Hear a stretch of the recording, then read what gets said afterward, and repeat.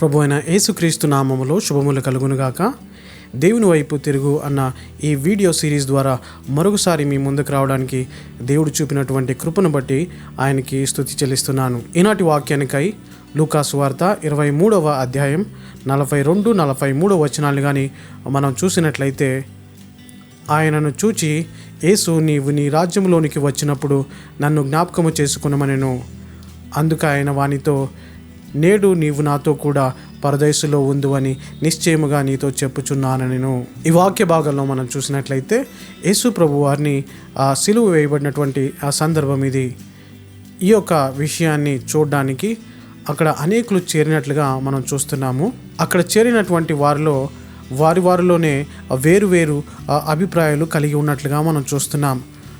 మొదటి తెగను లేదా మొదటి గుంపునుగా మనం చూసినట్లయితే దేవునికి జరిగినటువంటి ఈ యొక్క సిలువ శిక్షను బట్టి ఆనందిస్తూ హర్షిస్తూ మేమేదో సాధించాము అన్నట్లుగా ఆయన పైన అన్ని నేరాలు మేము మోపినప్పటికీ అవన్నీ తప్పిదమైనటువంటి అన్యాయమైనటువంటి నేరములు ఆయన పైన మోపినప్పటికీ మేము తుదకు ఆయనని ఈ సిలువ శిక్షకు గురి చేయగలిగామనేసి హర్షించేటువంటి ఒక గుంపు, మేము సాధించాము అన్నటువంటి ఒక గుంపు ఒకవైపు అయితే, ఇంకా మరి కొంతమంది అక్కడ చేరి కేవలము ఆయనని దూషిస్తూ ఆయనని హింసిస్తున్నారు.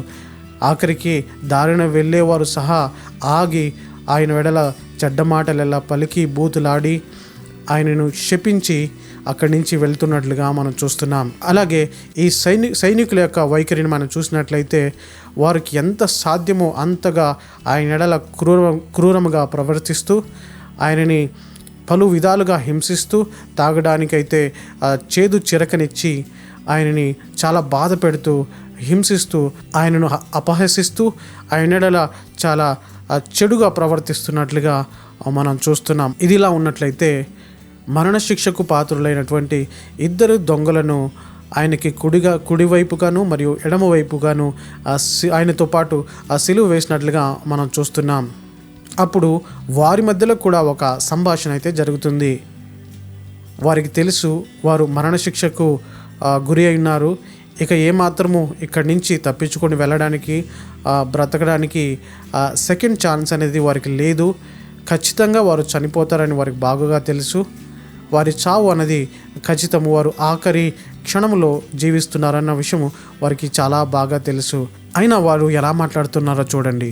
వారిలో ఆ ఎడమ వైపు ఉన్నటువంటి ఆ వ్యక్తి, ఆ దొంగ అంటున్నాడు, నువ్వు క్రీస్తు అంట కదా, నీ చేతనైతే నువ్వు నిన్ను రక్షించుకొని ఆ తర్వాత మమ్మల్ని కూడా రక్షించమని ఆయన అడుగుతున్నట్లుగా మనం చూస్తున్నాం. అయితే ఈ మాట ఆయనని సహాయం అడిగినట్లుగాను లేదా మేము మరణిస్తున్నాము మమ్మల్ని బ్రతికించమని ఆయన ఎడల అడిగినట్లుగా లేదు, కానీ ఆయన్ని వ్యంగ్యంగా దూషిస్తూ ఆయనని వెక్కిరిస్తూ ఈ మాటలు చెప్తున్నారు. ఇప్పుడే నిన్ను బాగా కొట్టారు, ఇక్కడ దాకా నిన్ను ఈడ్చుకొని వచ్చారు, ఇక నువ్వు నిన్ను రక్షించుకొని ఇతరులు రక్షిస్తావా? నువ్వు రక్షకుడు వాసలకి, నీ చేతనైతే మొదటిగా నిన్ను నువ్వు రక్షించుకొని ఆ తర్వాత మమ్మల్ని కూడా రక్షించమని ఆయనను హేళన చేస్తున్నట్లుగా మనం చూస్తున్నాం.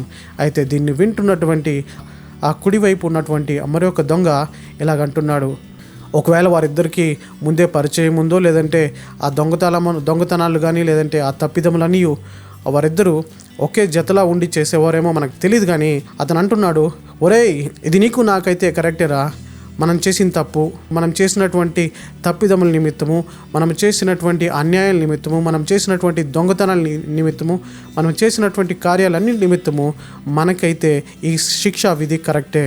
అయితే ఆయన నిర్దోషి అని చెప్తున్నాడు. యేసు ప్రభు గురించి ఎక్కడైనా ముందు విని ఉన్నాడో లేదంటే ఎప్పుడైనా తన జీవితంలో చూసినాడో మనకు తెలియదు, కానీ అయితే వీరేమి చేయుచున్నారో వీరెరుగరు గనుక వీరిని క్షమించు అని యేసు ప్రభువారు అన్న మాట అతను విని ఆశ్చర్యపోయాడు. అసలుకి ఒక వ్యక్తి ఇంతగా కొట్టబడినప్పుడు, ఒక వ్యక్తి ఇంతగా హింసింపబడినప్పుడు, తన రక్తం అంతయు చిందింపబడుచున్నప్పుడు, తను చావబోతున్నప్పుడు కూడా తన శత్రువుల్ని లేదా తనని హింసించే వారిని ఎలా క్షమించగలుగుతున్నాడు అన్నటువంటి విషయాన్ని గ్రహించి అప్పుడే తన హృదయంలో మారు మనసు పొంది ఇది మంచి సమయం అని ఇక ఆలస్యం చేయకుండా, ప్రభువా అవును తండ్రి, మేమైతే ఇది చేసాం, మాకు ఇది కరెక్టే, నేను చేసినటువంటి పనులకి నా ఇష్టానుసారంగా నేను జీవించి, నేను చేసినటువంటి దొంగతనములు కావచ్చు, లేదంటే నేను చేసినటువంటి అన్యాయాలన్నిటికీ కూడా నాకు దొరికినటువంటి ఫలము ఇది, ఆఖరిగా నేను మరణిస్తున్నాను, నాకు ఇది ఆఖరి క్షణాలు ఇవి, నాకు మరొక సమయం అయితే లేదు నేను మరలా జీవించడానికి, మరొక అవకాశం నాకు లేదు మారు మనసు కలిగి జీవించడానికి, కనుక నీ రాజ్యంలో వచ్చినప్పుడు నీవు నన్ను జ్ఞాపకం చేసుకోమని ఆయనను అడిగినట్లుగా మనం చూస్తున్నాం. అయితే యేసు ప్రభువు వారు అంటున్నారు, ఇదిగో ఇప్పుడే ఈ క్షణం అందే నేడు నీవు నాతో కూడా పరదైసులో ఉంటున్నావని ఆ నిశ్చయతను ఆ దొంగకు ఇచ్చినట్లుగా మనం చూస్తున్నాం.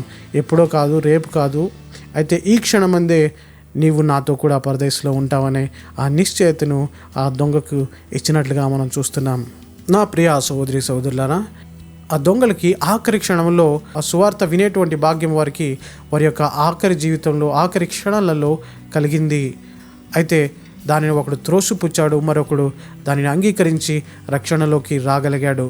నా ప్రియ సహోదరి సహోదరులారా, ఈ వీడియో చూస్తున్నటువంటి మీకు అంత సమస్తము సవ్యంగా ఉన్నప్పుడు, అంత బాగున్నప్పుడు, మీరు ఈ వీడియోని చూడగలిగేటువంటి స్థితిలో ఉన్నప్పుడే మీకు దేవుని యొక్క ఈ సువార్త మీకు అందిందని నేను అనుకుంటున్నాను.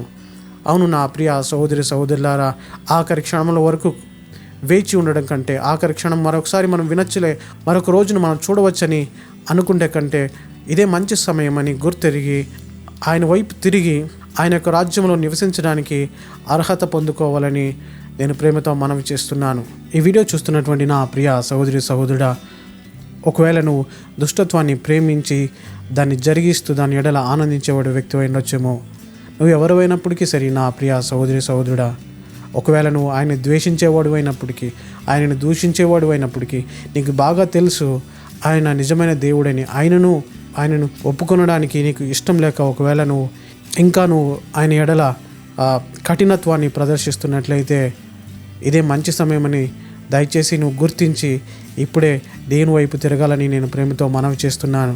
ఎందుకంటే నువ్వు ప్రాణంతో ఉన్నప్పుడు మాత్రమే ఒక నిర్ణయాన్ని తీసుకునేటువంటి అధికారం నీకు ఉంటుంది. ఒక్కసారి ఈ ప్రాణం నువ్వు విడిచినప్పుడు ఇక్కడి నుంచి ఆ తర్వాత నీ చాయిస్ ఉండదు నా ప్రియ సహోదరి సహోదరుడా. నువ్వు యేసు ప్రభువాని రక్షకుడిగా అంగీకరించినట్లయితే ఆయనతో పాటు నిత్య రాజ్యంలో ఉండేటువంటి ఆ గొప్ప భాగ్యం నీకు దొరుకుద్ది. లేదన్నట్లయితే ఆయన లేనటువంటి నిత్య నరకంలో నీవు త్రోయబడతావు నా ప్రియ సహోదరి సహోదరుడా. అందుకనే దాన్ని గుర్తించినటువంటి ఆ దొంగ ప్రాణం ఉన్నప్పుడే యేసు ప్రభువాన్ని రక్షకుడిగా అంగీకరించి ఆయన రాజ్యాన్ని చేరుకోగలిగాడు. నీవు కూడా ఇదే మంచి సమయమని గుర్తించి ఆయన వైపు తిరుగుతావని ఆశిస్తున్నాను. అట్టి కృప దేవుడు మనందరికీ దయచేయునుగాక. ఆమేన్.